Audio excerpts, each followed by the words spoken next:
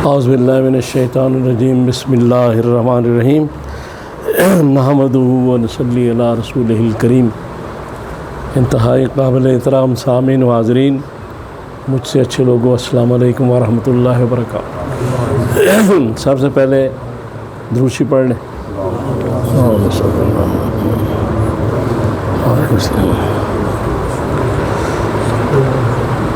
گرمی کافی ہے لیکن آج رش بھی زیادہ ہے، اور سب سے پہلے میں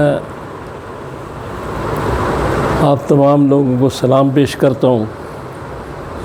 اتنی گرمی میں خصوصاً جو ٹھنڈے علاقوں سے آئے ہیں، تو یہ اللہ اور رسول کا ذکر سننے کے لیے اللہ تعالیٰ ہی آپ کو اس کا اجر دے گا انشاءاللہ۔ گزارش یہ ہے، یہ جو گرمی آگ برس رہی ہے ایک قسم کی، تو اس سے جسمانی طور پہ ہمیں نقصانات بھی ہوتے ہیں اور چیز ہوتی ہے، لیکن ایک ایسی آگ ہے کہ جو روحانیت کو تباہ و برباد کر دیتی ہے، اور اس کو حسد کہتے ہیں۔ یہ روحانی کینسر ہے، آپ سمجھ لیں اگر۔ اور ایک چیز جو روحانیت کو بڑھاتی ہے، آگے لے کے جاتی ہے،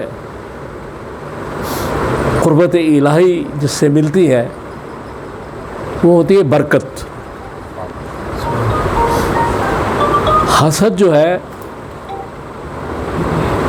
اس کو جتنا بھی کم کیا جائے گا اتنی انسان کے روح میں برکت داخل ہوتی جائے گی۔ ایک نظام ہے، ایک پروسیجر ہے۔ جیسے نارمل آدمی جب کوئی میٹھی چیز کھاتا ہے شوگر والی، تو ساتھ ہی انسولین بننی شروع ہو جاتی ہے۔ اسی طرح جس طرح حسد انسان کے دل سے نکلتا جاتا ہے، اس کے اندر برکت آنی شروع ہو جاتی ہے۔ اور برکت ایک ایسی چیز ہے کہ جس کو مل جائے وہ یہاں بھی خوش وہاں بھی خوش۔ اور برکت حاصل کرنے کے لیے ان چیزوں کو چھوڑنا پڑے گا۔ یہ حسد کے جو 3 حرف ہیں، 3 حرفوں کا مجموعہ ہے، یہ سارے ایٹم بم ہیں۔ حسد انسان کی صحت کو بھی تباہ کرتا ہے، جلن پیدا ہوتی ہے، گھٹن پیدا ہوتی ہے، خون جلتا ہے نا حسد کرنے سے، روحانیت خراب ہوتی ہے، عاقبت خراب ہوتی ہے، صحت تندرستی خراب ہوتی ہے۔ تو حسد کی مثال، پنجابی میں ایک کہاوت ہے، وہ کہتے ہیں کہ اپنے منڈے دے پاس ہوندی اونی خوشی نہیں ہوندی جنی شریکاں دے منڈے دے فیل ہوندی خوشی ہوندی۔ اس کی اردو میں ٹرانسلیشن میں کر تو دوں، لیکن شریکوں کی ٹرانسلیشن اردو میں میرے لیے مشکل ہے۔ بہرحال یہ کلچر ہے ہمارا اس وقت، رسول اللہ صلی اللہ علیہ وسلم کی ہدایات کے خلاف اور اس دین کے خلاف جس پہ ہم چل رہے ہیں، کہ ہم خام خواہ دوسرے کے بارے میں سوچتے ہیں، دوسروں کے معاملات کے بارے میں سوچتے ہیں، اور جو اللہ نے دوسروں کو نعمتیں دی ہیں وہ اگر ہم مانگیں کہ یا اللہ اس کو نعمت دی مجھے بھی دے دے، تو یہ رشک ہے، یہ جائز ہے۔ لیکن یہ کہہ دینا کہ یا اللہ اس سے بھی چھین لے، اس کا بھی بیڑا غرق کر دے، اس کو حسد کہتے ہیں۔ تو رشک تو جائز ہے کہ یا اللہ اس کو نعمت دی مجھے بھی دے دے، اس کو گاڑی دی مجھے بھی دے دے، اس کو کوٹھی دی مجھے بھی دے دے، اور دینی معاملات میں خصوصاً رشک کہ یا اللہ اس کو اتنا علم دی ہے مجھے بھی دے دے، یا اللہ یہ اتنا پرہیزگار ہے مجھے بھی بنا دے۔ تو یہاں یہ چیز ہے کہ جو حسد ہے اس کو ختم کرنا ہے، اور اس میں رسول اللہ صلی اللہ علیہ وسلم کی جو ایک حدیث پاک ہے ابو داؤد میں، اس کا نمبر ہے 4892 جلد پنجم میں، اس میں حضور صلی اللہ علیہ وسلم نے فرمایا کہ حسد جو ہے یہ نیکیوں کو اس طرح کھا جاتا ہے جیسے آگ سوکھی لکڑی کو۔ اور پھر آپ نے فرمایا کہ صدقہ ایک ایسی چیز ہے کہ جو گناہ کو بجھا دیتا ہے، یعنی صدقہ بارش بن کے گناہ کی آگ کو ختم کر دیتا ہے۔ تو مقصد یہ ہے کہ جو لوگ حسد کرتے ہیں، دوسروں کی نعمتوں پہ اعتراض کرتے ہیں، اللہ تعالیٰ کی تقسیم پہ اعتراض کرتے ہیں، ان کی نیکیاں ختم ہو جاتی ہیں۔ اور جو لوگ صدقہ خیرات کرتے ہیں، اللہ تعالیٰ نے جو نعمات دی ہیں اس میں سے مستحق لوگ اور دوسرے لوگوں کو بانٹتے ہیں، ان کے گناہ کم ہوتے ہیں۔ حسد کرنے والے کی نیکیاں ضائع ہوتی ہیں، اور جو اللہ کی نعمات کا شکر ادا کر کے آگے اس کو تقسیم کر رہا ہے، اس میں برکت آتی ہے، اس کے گناہ دھلتے ہیں۔ یعنی برکت کا یہ کانسیپٹ جو میں آپ کے سامنے پیش کر رہا ہوں، اس میں یہ چیز یہ ہے کہ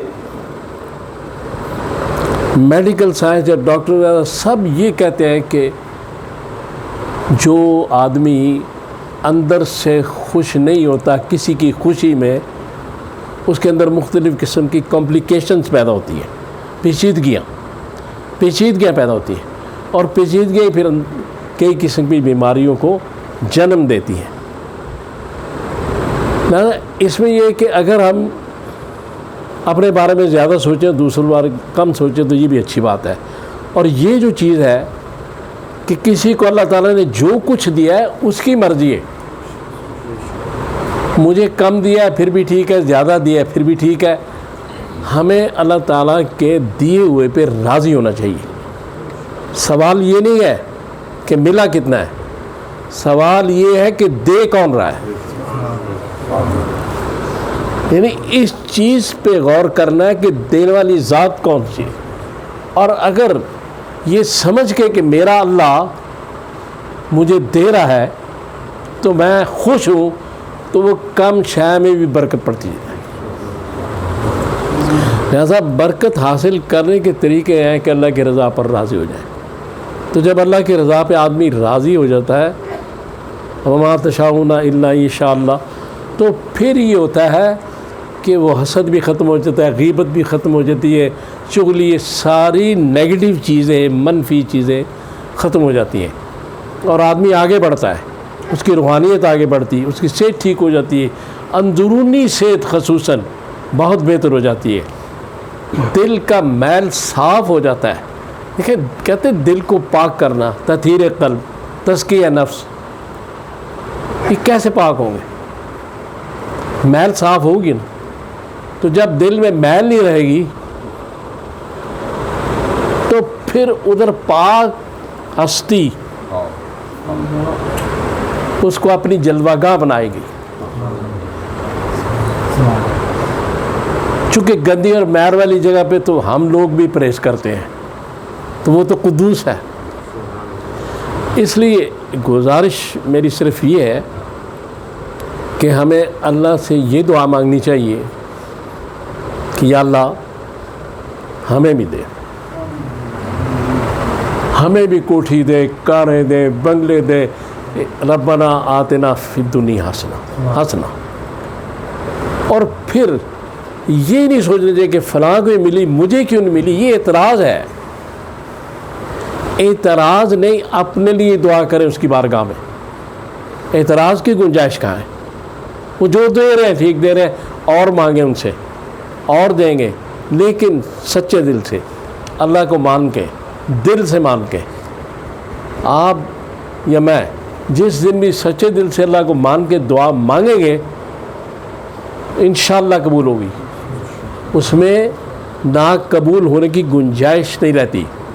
جب آپ نے مالک کو مالک سمجھ لیا، جب میں نے مالک کو مالک سمجھ لیا، جب ایک مالک بنا کے کئی اور مالک بنا رہے ہیں، تو پھر وہی گڑبڑ ہوتی ہے، پھر وہاں سارے معاملے خراب ہوتے ہیں۔ تو اس لیے برکت حاصل کرنے کا بہترین طریقہ یہ ہے کہ نفرت ختم کریں، حسد ختم کریں۔ قرآن پاک میں سورۃ النساء کی آیت نمبر 54 میں یہ بات کی گئی ہے کہ حسد نہ کرو، اور وہ اس وقت یہودیوں کو خطاب کیا گیا تھا، کیونکہ یہودی حسد بہت کرتے ہیں، اور یہ حسد یہودی کر رہے تھے کہ ابراہیم علیہ السلام جو ہے ان کی اولاد میں نبی کیسے ہو گیا، نبی تو بنی اسرائیل سے آتے تھے، تو یہ بھی حسد تھا۔ تو قرآن نے اس کی طرف اشارہ کیا اس آیت میں، وہ جو سورہ نساء کی آیت نمبر 54۔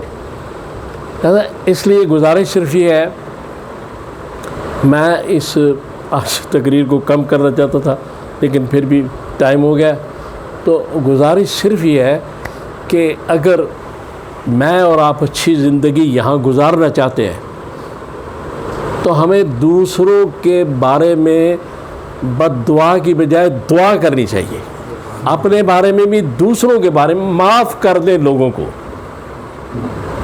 تو اللہ تعالیٰ سے دعا کریں کہ میں نے جو باتیں کی ہیں ہم عمل کر سکیں۔ صلی اللہ تعالیٰ علی خیر خلقہ محمد وآلہ وصحبہ اجمعین برحمتہ۔